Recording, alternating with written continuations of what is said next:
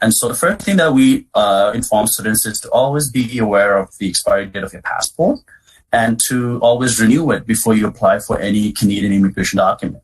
What that means is that all of the Canadian immigration documents, like a study permit and work permit, are all given based on the expiry date of your passport. So if you have a passport that is expiring before your program ends, that's how long your study permit will also be given. Immigration will not give any Canadian immigration document like study permit and work permit beyond the expiry date of your passport. So always ensure that you have enough time on your passport. And if you don't feel like you have enough time on your passport to get any documents like study and work permits, then ensure to renew it before you apply for any of these passports. We also recommend that once you're in Canada, to not carry your passport as your main primary means of identification.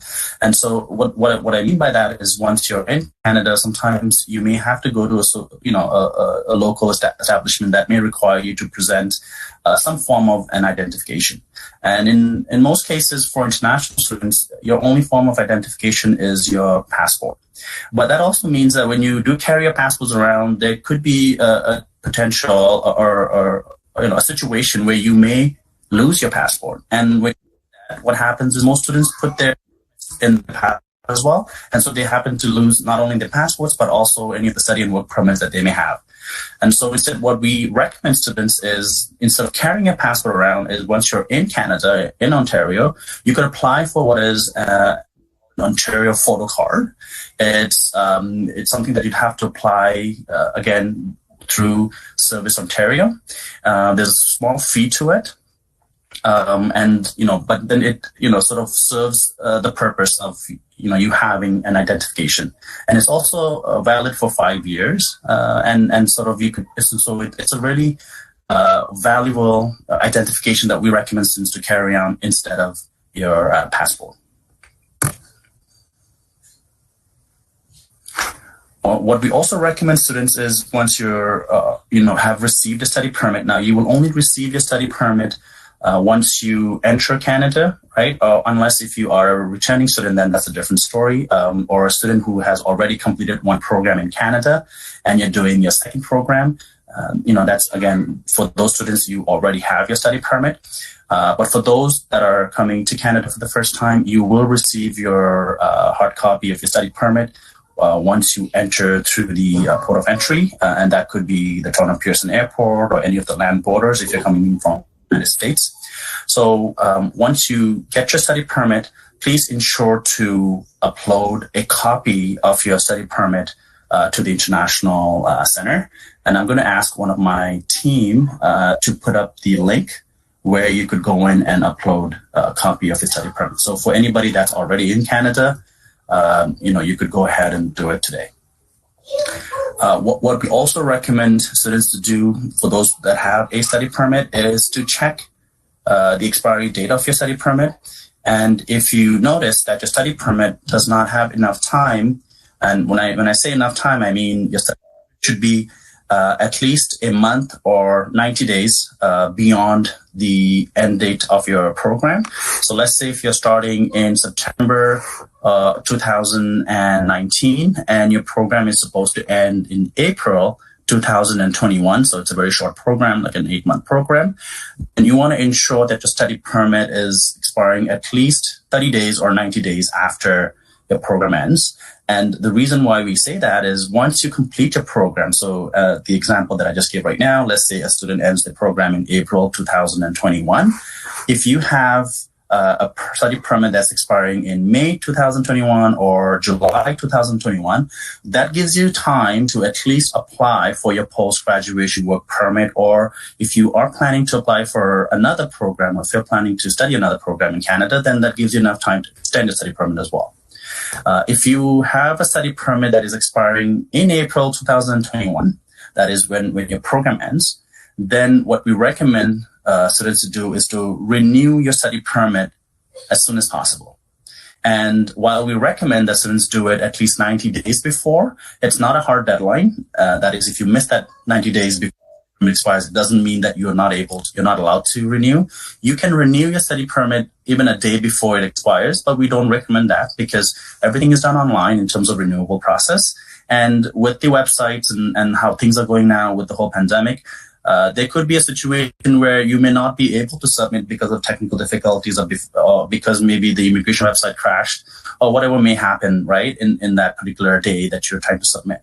And so if you miss that deadline to submit, so you let your study permit expire, then what ends up happening is you go into a very different situation. It's called the restoration, and you don't really want to be in that situation. So what we recommend students is to check your study permit. If you notice that you need to renew it, try and do it right then and there. And the last point is really, study permit extension is done online. That's really how immigration recommends.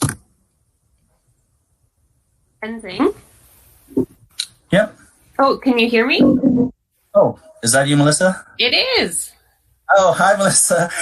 Yeah, I hear you loud and clear. So, yep, I could take a quick break and, get you on. You know what? I will just take a minute of everyone's time. I found an old-fashioned microphone.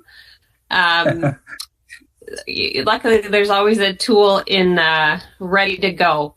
So if there's anything that we've learned through this pandemic, it's problem solving. So I just want to, yes. I quickly want to say hello to everybody. I want to thank you all for joining us this morning.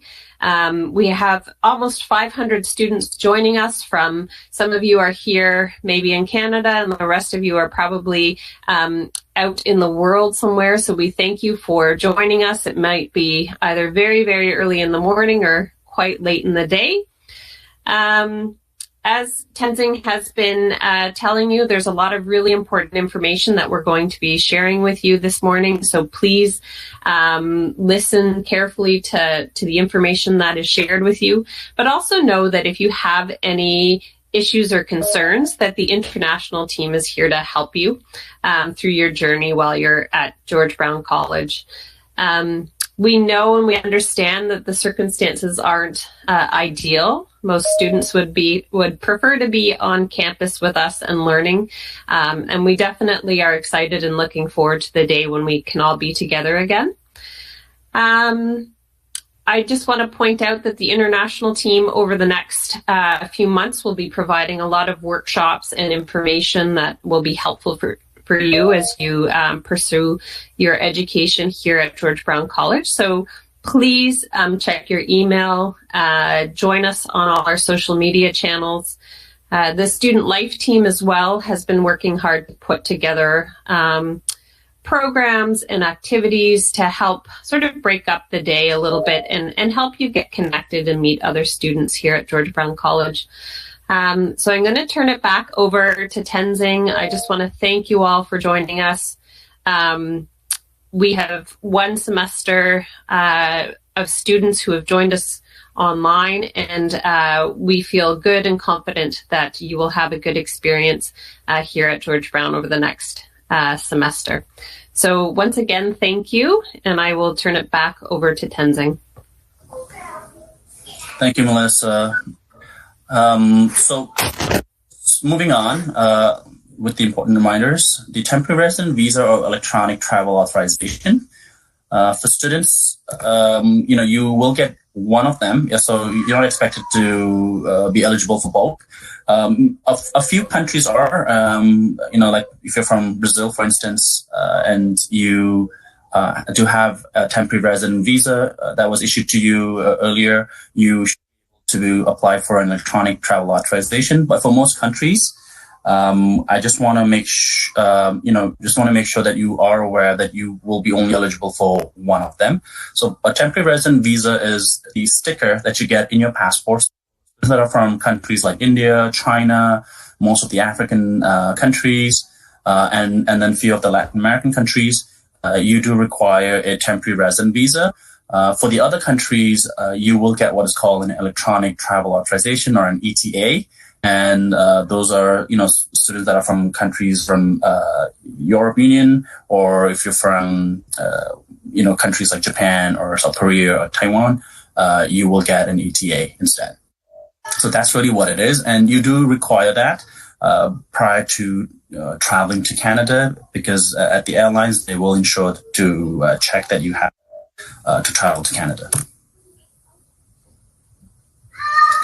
Another thing about the co-op work permit, which we'll go more into detail once my team gets around talking about study permits and work permits. But a quick reminder that a co-op work permit is required if you are in a program that has a co-op component or an externship or a field education or clinical or practicum placements. It is a separate permit that you have to apply for.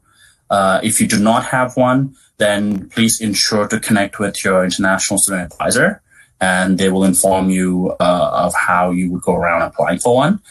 We recommend students to apply as early as possible because the processing times can be very long if you are applying just separately for a co-op work permit. Again, my team will go more into detail later on in this presentation. Some of the other important reminders pertains to the college. So again, please ensure to pay your school fees by the deadline. For most of you, everybody who are in first semester, you've already paid your the first semester tuition fee, so that's really good. However, there is another tuition deadline that will come for your semester 2, and that's going to be sometime before your second semester starts. And so please ensure to keep track of when the deadlines are to pay your second semester fees. Again, in the past, there were situations where students would miss the deadline and there would be a penalty. I believe due to the pandemic, the college has tried to extend the deadline so that students are able to pay the tuition fees, or there have been situations, the college has come up with a tuition plan for students that are going into semester 2 or any higher semesters to ensure that students get the assistance that they need. But prior to the COVID situation, there were penalties that were applied for students that did not pay on time. We also have scholarships and bursaries that are available to international students, and in order to apply for these scholarships and bursaries, you do have to apply through your StuView. For those of you that are not aware of what StuView is, that's the student portal where you go in, view your timetable, or register for your classes, or view your fees. That's the same portal that you will go in to apply for your scholarships and bursaries as well. Then moving on. So a couple of George Brown policies that apply to international students. Again, it may apply generally to other students as well, but some things that international students may not be fully aware of. And we just want to make sure that we provide you with that information. So as a full-time George Brown student, you do pay by the semester. Again, what that means is if you are in your first semester and you have 6 courses, you will be considered a full-time student. If you drop a course, one class, so out of the 6 you drop 1, you have 5 remaining, you will still maintain a full-time status. But what ends up happening is you do not receive a refund for that one class that you drop.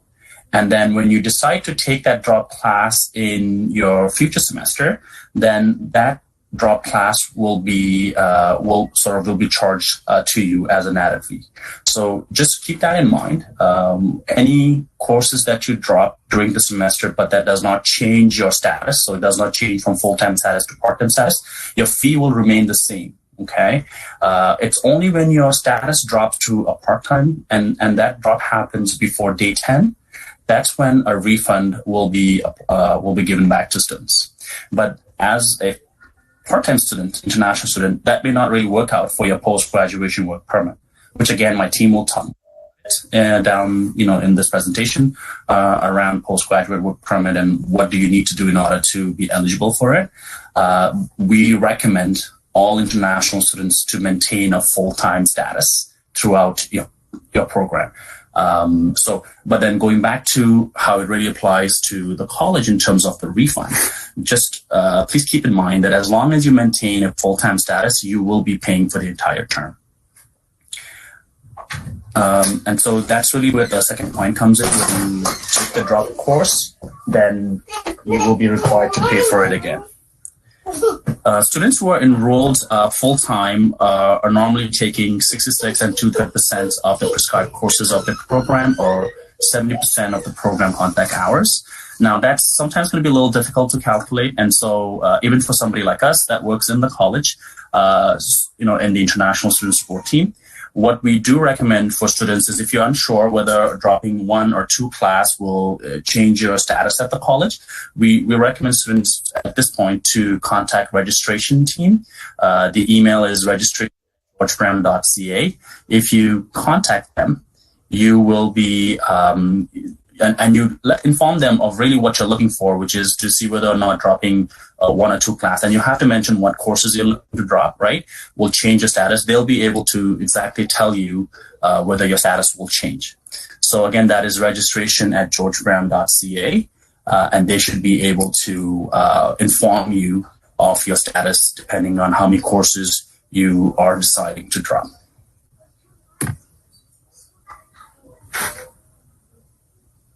Prerequisites is, again, an important component of your program. Some of you may have 1 or 2 prerequisite courses throughout the course of your program, while others may have a lot more. Some of you may have a prerequisite course in every term except your final. And so it's really important for you to understand what these prerequisite courses are and how does it affect your status in the college. So as an example, we have on the slide there, we have COM 1003, which is Skills for College English course, which is a prerequisite to your college English course. So anybody that is in a diploma program, anybody that's in a certificate program, but not the postgrad certificate. So anybody in those programs, you are required to complete the college English course as part of your semester 1.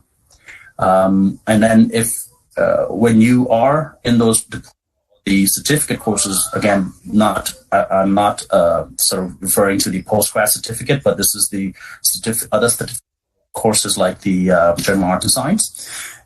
What you will notice is when you register for your classes, you'll be asked to take an English placement test.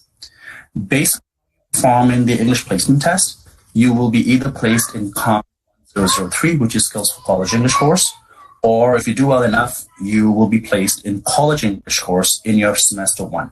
If you are placed in COM 103, which is a prerequisite in your semester 1, you will have to pass that course in order to be able to take COM 1007, which is College English, in your following semester.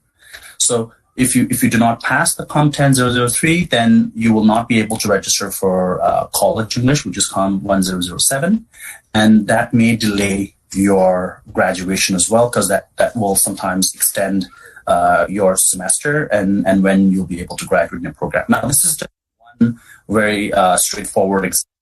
You will notice throughout in certain programs that you will have prerequisites that will actually stop you from registering in the entire following term because you did not pass the prerequisites in the semester prior. So you just have to be very careful in ensuring that you at least pass all your prerequisites, because what that does is that if you're not able to pass the prerequisites, which also means that you able to register for the next following term, there will be a big gap in your studies. And that gap may sometimes affect your future immigration document application. So it could either be a study permit extension, or it could be a postgrad work permit eligibility. So please ensure to at least pass all your prerequisites so it does not stop you from registering for your future courses. Again, if you are in a situation where you have failed your prerequisites and you are in a situation where you are not able to take following certain courses in the future term, or you have a big gap that's coming up because not being able to register for any courses, then please speak with one of our international student advisors, and they will try and ensure that advice, and once you go through, we'll hope that everything sorts out for you.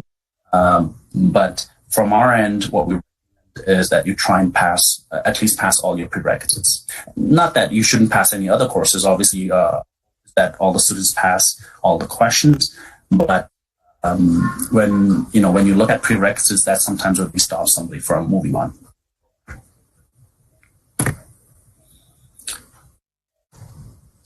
Okay, so before I go into the exception refund policy, I just want to make another announcement. We're noticing that students are again asking questions around, their Insta ID and what program they're in, and if anybody's from another program. I'm gonna ask these students again to try and refrain from asking these questions, because it really takes up all of the chat messages that my team is monitoring at this point, and we're not able to capture all of the questions that are coming in from students that pertain to this presentation. So again, I'm just going to ask students not to put any messages in the chat function that does not pertain to this presentation, or even the hand function. Please try and not use that, because we're not really taking any one-on-one questions from students. If you have any questions, we are taking them directly from the chat messages. So as I'm going through the presentation, I can see a lot of hands being put up, and I'm lowering them every time I see them. But for students that are putting messages on the chat, I think that's where we're asking students not to put any messages that does not pertain to this presentation. All right. So getting into the exceptional withdrawal and refund policy. We know a lot of students are still waiting for their study permits to be approved online from their home countries, and some of you are really worried about how it really affects in terms of, not only your study permit, but also your tuition that you've paid for your semester one for this winter program. And so, we do acknowledge that some of the students are in that situation where they do not know whether they should continue in the program or not. So when we has addressed this sort of the situation by coming up with an exceptional withdrawal and refund policy, we have to be really careful around who this withdrawal and refund policy applies to. And so I'm just going to quickly read over it. So George Brown will have an exceptional refund and withdrawal and refund policy in place for new winter 2021 international students that are in semester one only, and so not anybody who's in semester two or higher, and who are studying online from outside Canada. So it's not somebody who's studying online from within Canada. So it's only students that are studying online from outside Canada and have applied for their study permit before the start of their program. So is somebody who has submitted the application for a study permit in their home country before, or home country or outside of Canada, because some of you are probably not living in your home country, but in different countries. So it applies to them as well.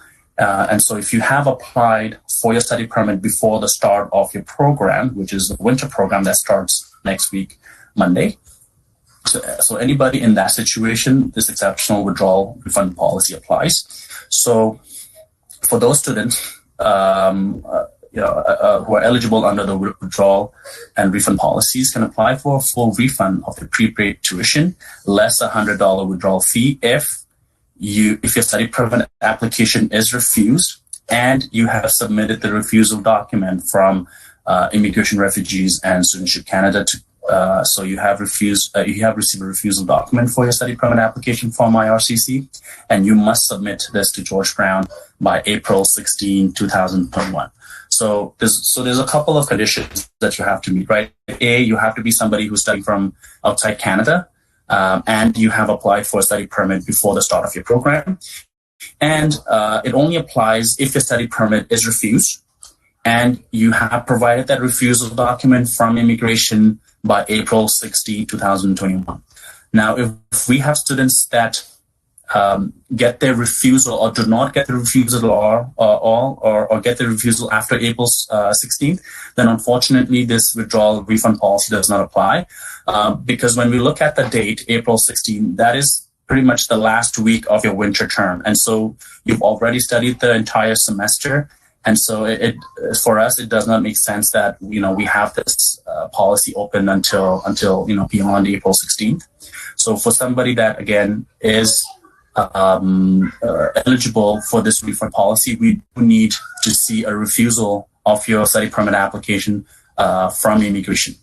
Okay, so it could be a 1 or 2 pager document that you may receive from immigration that says your application is refused. We need to see that, and that needs to come in before April 16. That's a very hard deadline. We will again, try and ensure that the deadline is maintained, and students are encouraged to send their refusal by that date. All right, and so moving on. Okay, so this is iSent app. I'm sure most of you may have received an email, or I hope everybody in this session today received an email from the college around downloading the iSent app. The iSent, George Brown is working with iSent company around ensuring that students do have access to all the information around what is, the current COVID-19 situation in Canada. What are some of the responsibilities of students when they do come to Canada in terms of following the Quarantine Act? As part of the college's readiness plan, which was approved by the provincial government, the college is required to ensure that they monitor all the students when they're in Canada during the 14 days of quarantine. And the way we're doing our monitoring is through the iSent app. So we ask all the students to download the iSent app. It is downloadable in all of the countries around the world, including countries where they have certain restrictions from the government. The iSent app is either downloadable on your Android, the Play Store, or through the App Store on the iOS devices like iPhones, or it has a web-based feature as well. So you can pretty much go on to a website and sort of download or log in, through the iSent app and create your profile.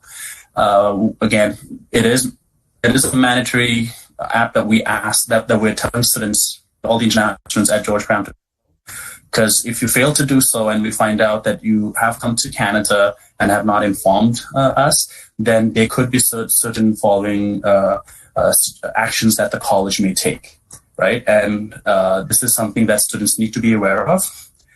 There's certain forms in the iSent app that students need to fill. So I'm just going to quickly go over what you need to do as an international student that is traveling to Canada. If you're already in Canada and have already completed the 14-day quarantine, or you've never left Canada because you were here before for another program, then you do not have to download the iSent app. But if you have come into Canada, in the month of December without downloading the app, then you do need to contact us, and our email is intlsupport@georgebrown.ca. I'm going to ask one of my team to put that email up.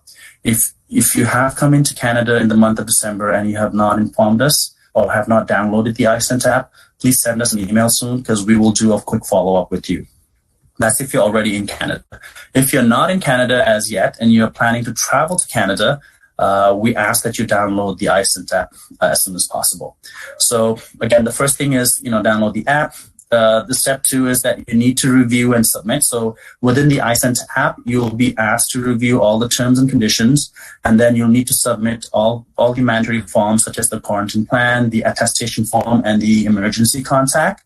And then finally, within the app, as I mentioned earlier, as part of the college's readiness plan, students who are quarantining for 14 days within Canada are required to check in daily, and you could do that through the iSent app. We have a certain button within the app that says daily check-in, and so when you're in Canada for the 14 days, you have to check in daily. And for students that do not check in daily, the college will reach out to those students and ensure that that they are sort of ensuring to check in with us. If you fail to do so, you may be, again, reported to public health authorities and or removed from your academic program and studies. So this is a very important step for students to be mindful of, because the government of Canada is really worried about the public safety of people that are within Canada right now, and they want to ensure that there isn't any further spread of the COVID-19. And finally, the last step for international students during the 14-day quarantine is that once you complete your day 14, you are required to book a COVID-19 test at one of the designated assessment centers. Again, if you do not know where those are, you can always contact us, and we'll be more than happy to share that information with you. Students, once they've completed the COVID-19 test in Canada after day 14, you will be required to submit a copy of your COVID-19 test result to the college. And only those students that have a negative test result will be allowed to enter the college facilities. Again, all of this information we'll share with you will be shared through the iSent app. If you download it, you'll see all of those information of what you need to do in terms of all the mandatory steps. And so that's why we highly recommend that you download the app as soon as possible. One last final thing before I sort of hand off. Two more things. The second last thing, I guess, is the fraud prevention and awareness. Now, some of you may have already experienced this in your home countries, but in Canada, while we do consider Canada to be a relatively safe country to be in, there are situations where we've heard from a couple of students around, where they've received calls or they've been approached by certain people around in certain situations, which we want to ensure that students are aware of. So one of those is, getting all the spam emails and all the calls when you're in Canada. If you ever get any of the calls that do not look like they're legitimate, please ensure to try and verify who the caller is. As an example, I had a situation, this is about 4 years ago, where a student had rented a certain moving truck.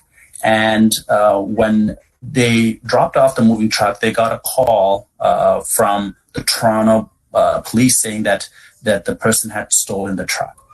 And obviously the student was very worried because they had already returned the truck and they weren't sure what the call was about. And I think the caller had informed the student that they need to meet them at a certain location and all that stuff. So the student contacted us. We asked the student to contact the nearest police station to ensure that this information or this call was legit. And when they did, they found out that there were obviously no calls that was, from the Toronto police. And so things like that, you always need to verify if you ever get any calls. There's a lot of calls that come around saying that it's from Service Canada or because of your social insurance number or because of certain jobs that you've done and that you need to sort of send money to a certain person in order to rectify the situation. So if you ever get any of those calls or emails, again, you have to ensure to call up Service Canada, or in most cases, that's obviously, it's going to be, a fraud call because Service Canada or any of the government services do not really ask students to, or do not ask any individuals to send money to rectify any situation. That's really not the way it works in Canada. You don't have to send any money through either Western or any of the other, ways that people generally ask you to send.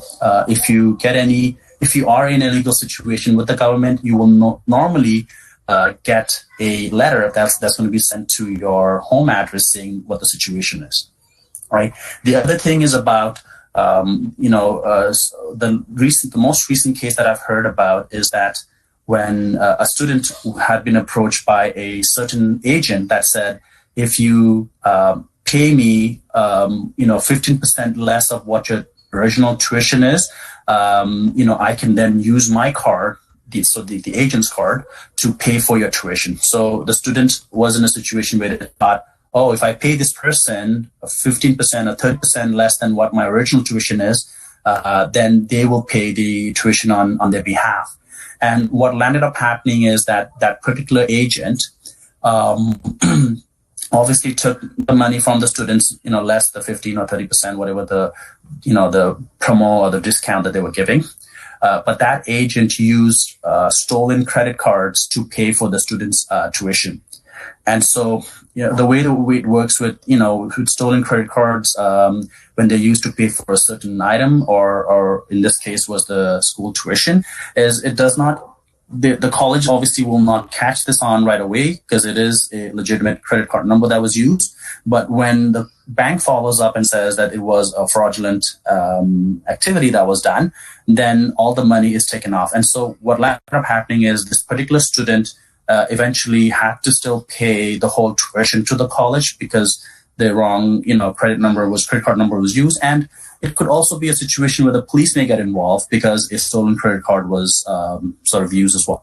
So we're going to be, we're going to try and encourage students to be very careful about all of these deals and all of these calls that you're getting. If it sounds too good to be true, you want to make sure, double check the source, or reach out to see if we have any information around some of the things that you're hearing or some of the things that you're getting, and we'll try and ensure that you get the support you need.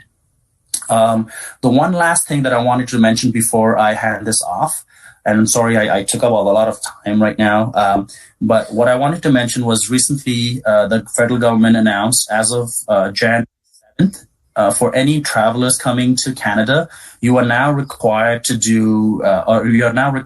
provide a negative COVID-19 test result.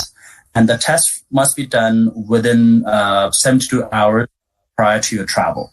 So this may be sometimes a bit difficult for students, but you do have, again, this is not a policy that the college has created, but it's coming from the government.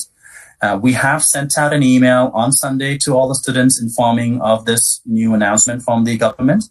But if you have not received it, make sure that students are aware that you do require a negative test result to be provided, and the test must be done within 72 hours before you travel, and it must be provided to your airlines. Otherwise, you may not be allowed to board the plane. So please be mindful of that. So having said that, I'm now pass on the next session of this to Yukiko Ito. She is the Student Association Health Benefits Coordinator, and she's going to talk about some of the health insurance coverages that apply to international students. Yukiko, are you on the call? Yes. Vincent, can you hear me? Yes, I do. Yes. Good morning, everyone. My name is Yukiko. I am Senior Coordinator of the Health Benefit Program in the Student Association. So today I will explain regarding for the insurance for the international student in the George Brown College.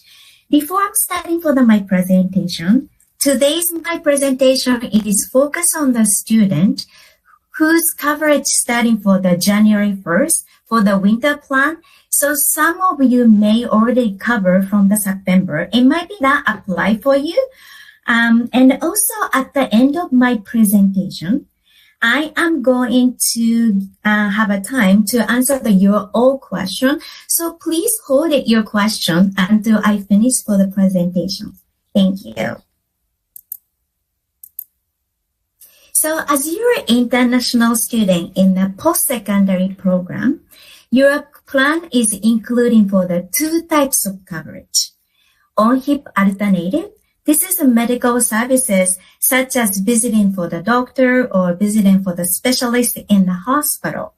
And the other plan is called the Extend Health and Dental Coverage, which is including for the prescription drug, some of the professional services, chiropractor, physiotherapy, vision benefit, travel benefit, and dental benefit is included. For Extend Health and Dental Coverage, we offer 4 plan design, and the student can choose one of the plan design which is meet their need. So if you want to change to the enhanced plan, please apply by February 4th. This is the deadline, and all you can do is online application. Later on, I'm going to show you all online application. So just remember at this moment, February 4th, if you are going to choose one of the enhanced plan. If you decided to stay balanced plan, you don't need to do anything. Only online application is if you choosing for that one of the enhanced plan by February 4th. So if your plan is going to start for the winter semester, then coverage is going to be January 1st to the August 31st. And if you continue to study in George Brown College as an international student, again, for the next academic year, your insurance is going to be renewed. How to get your card? All you can do is you need to go to the wespeakstudent.com This is our insurance provider, and you can download your insurance card. Again, I'm going to show you for the screen or website where you can find your insurance card. So at this moment, you can please remember you can download your insurance from the website. Our international plan is a mandatory plan, which means all international students has to be under our plan. However, some of you may have a Canadian federal or provincial coverage. If you have a Canadian federal or provincial coverage, such as OnHIP, please contact Student Association Benefit Team at healthbenefit@sagbc.ca by February 4th. This is only for the eligible for the student who is eligible for the winter semester. Again, if your plan is starting for the September, unfortunately, this information is not going to apply for you. And also, some of you may study from your home country. If so, you can cancel your insurance. All you can do, again, this is an online application, which is our website, studentassociation.ca/health. Under International Student Post-Secondary Winter Program, not living in Canada. And all you can do is you need to fill the online application and you can complete it by February 4th. And if you have any question or if you have any difficulty to fill an application, please contact healthbenefit@sagbc.ca. You may have your family member from your country.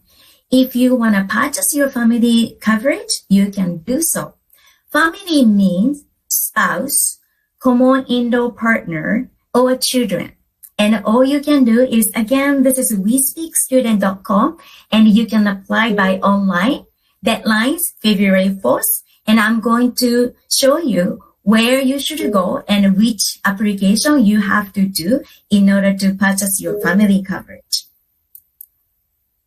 And this is the information you needed to know, online application. So regarding for the choosing for your one of the enhanced plan under the extended health and dental coverage, or if you want to purchase for your family coverage, or you want to download your insurance card, all you can do is you need to go to the wespeakstudent.com.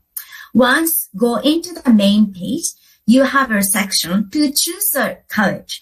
You need to type in the George Brown College so that you can come to the main page.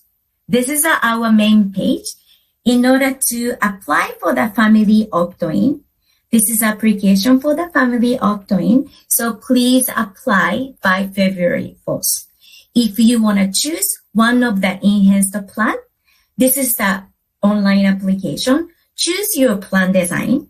This is the one you have to do by February 4th.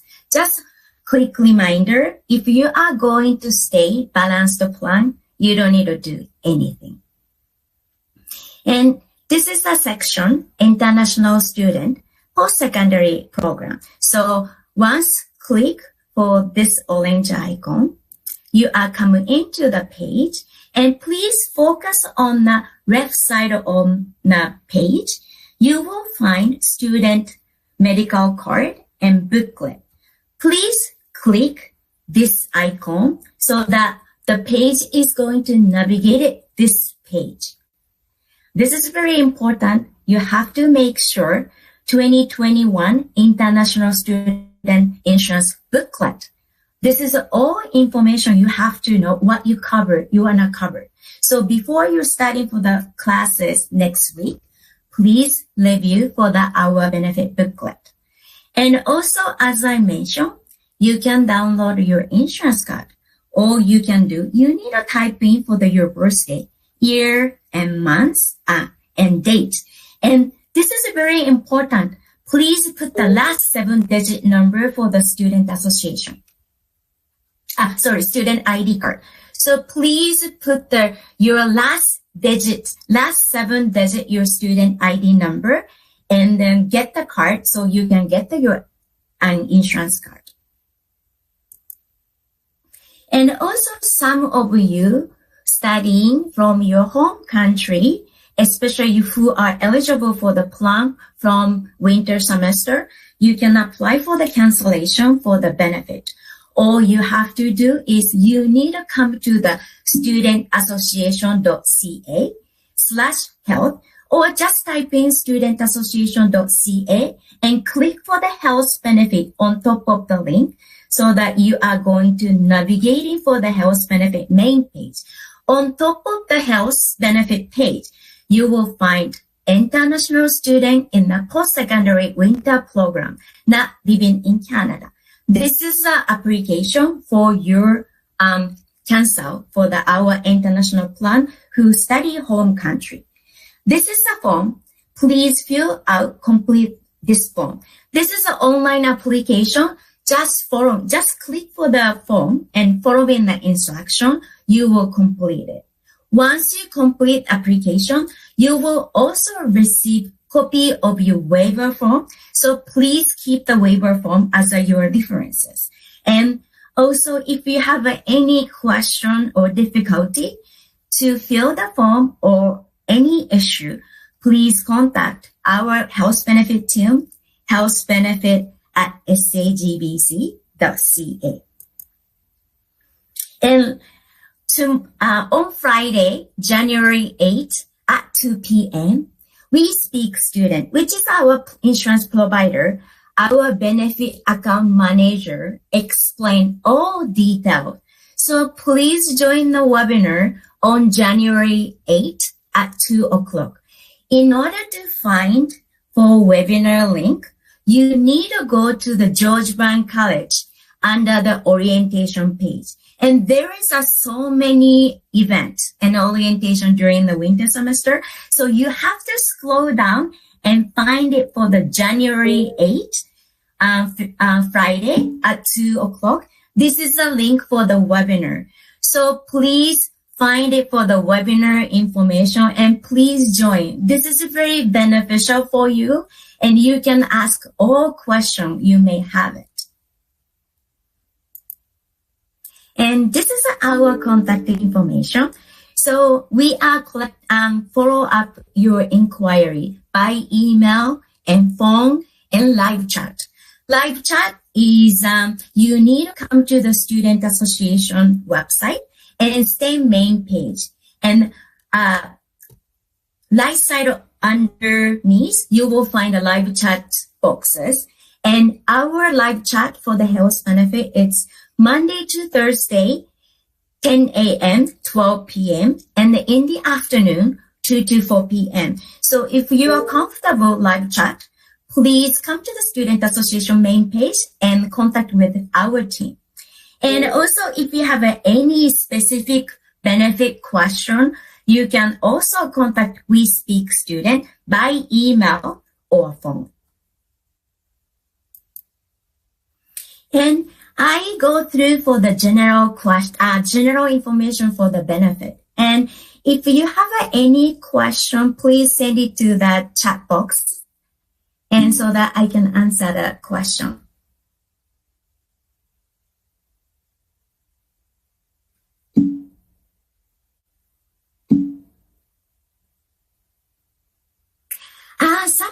One of the question is balanced plan is 80%.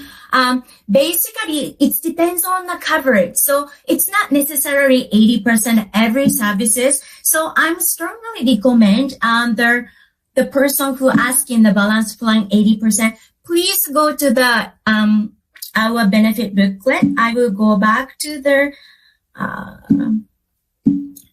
We Speak Student and go to our booklet so that you can get the all detailed information for you. I might be missed it some of the questions.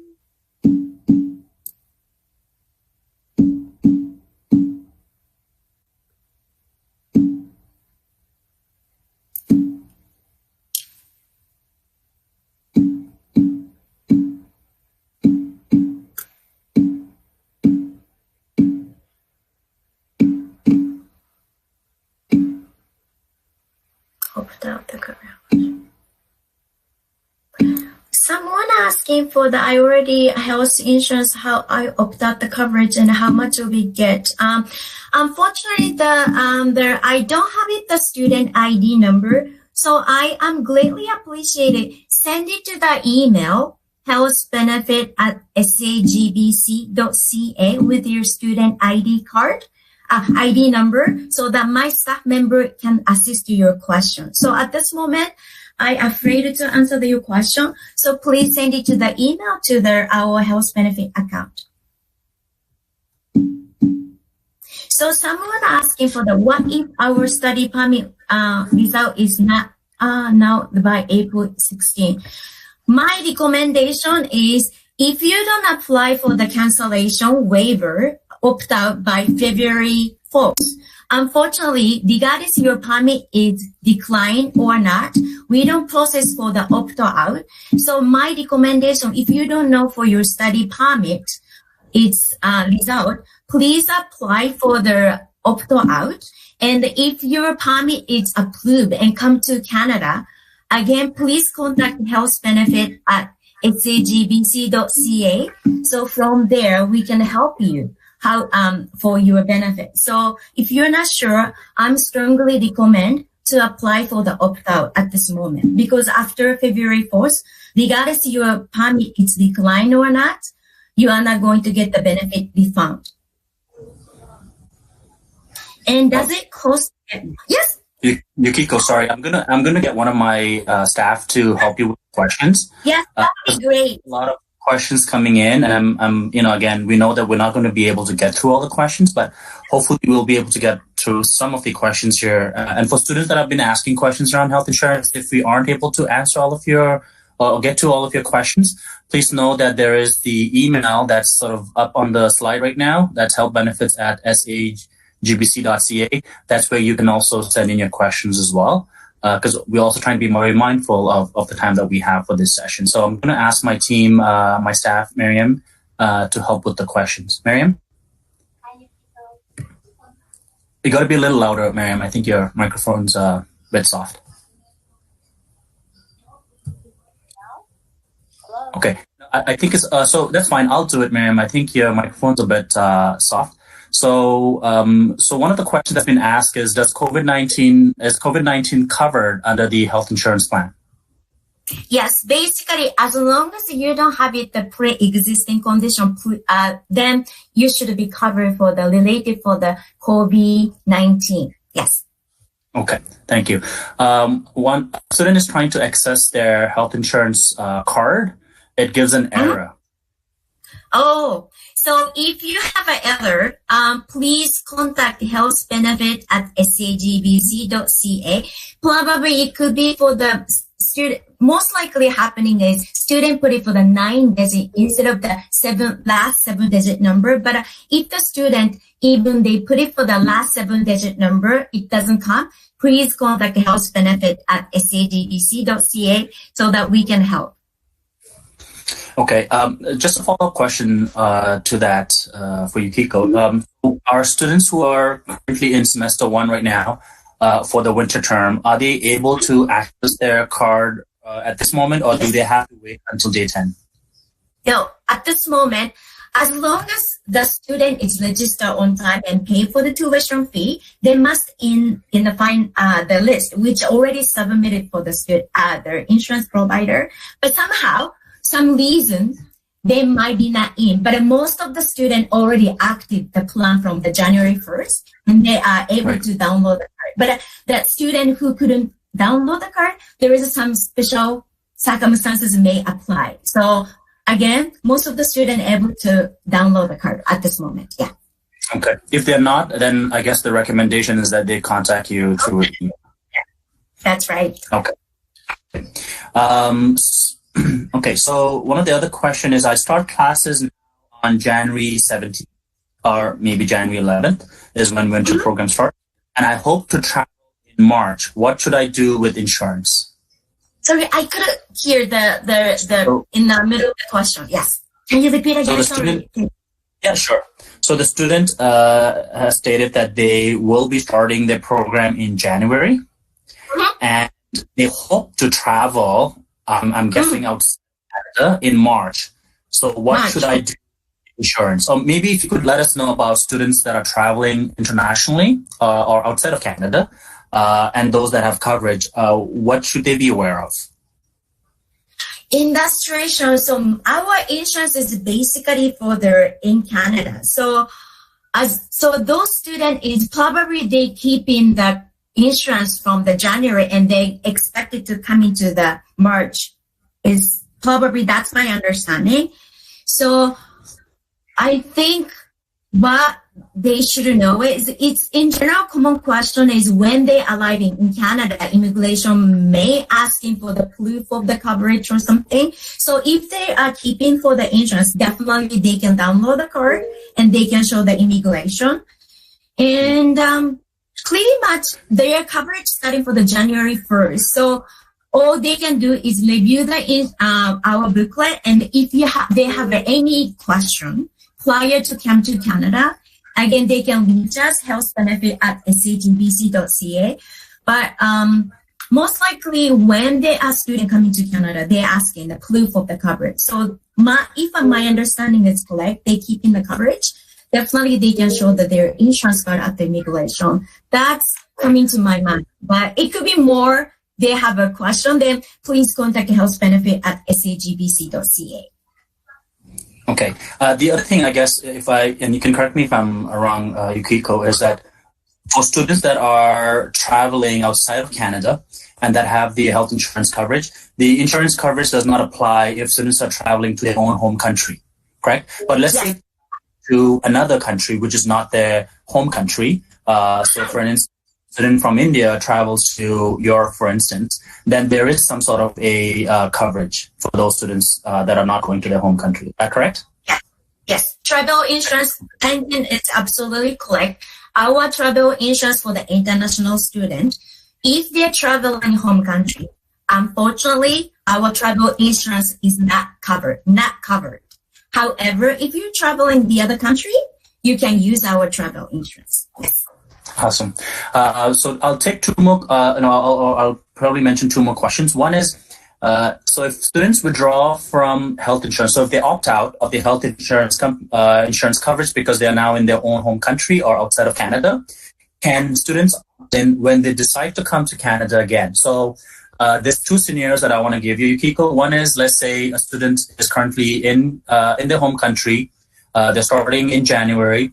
And they opt out sometime in January or Feb, but then afterwards they decide to travel in March. So that's before the semester ends. They decide to travel. Can they, at that point, that's one scenario. And the other scenario is, let's say the entire winter semester until April, they stay in their home country, but then they decide to travel to Canada in May. And how does the work then? So can you respond to these two scenarios?